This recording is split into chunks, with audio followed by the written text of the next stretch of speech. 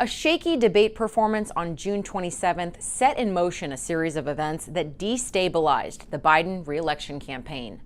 In an effort to do immediate damage control, 1 week later, the president agreed to a sit-down interview with George Stephanopoulos. If the Lord Almighty came out and said, Joe, get out of the race, I'd get out of the race. The Lord Almighty's not coming down. The interview did little to quell the growing anxiety in the party, with several congressional members calling for the president to bow out.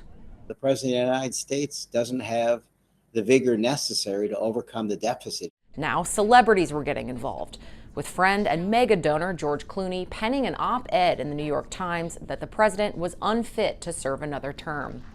On July 11th, following the NATO summit in Washington, D.C., the president put himself in the hot seat, hosting his first ever solo press conference in 8 months. The attempt to show off his acumen for foreign policy was eclipsed by this gaffe.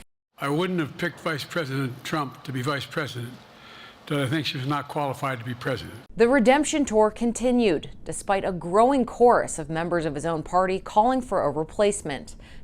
Then, the event no one could have predicted. This stunning, pivotal moment catapulted support for Donald Trump and forced many to take an even harder look, not just at Joe Biden's viability as a candidate, but the survivability of the party with important congressional and Senate races at stake. In the days after the attempted assassination, reports grew of high-ranking Democrats, including Speaker Emeritus Nancy Pelosi and former President Barack Obama, asking for intervention. These calls were heated, with Biden announcing it's time to pass the torch. We're still a month out from the DNC, where the party faces a reckoning of identity and leadership. In Washington, I'm Molly Martinez.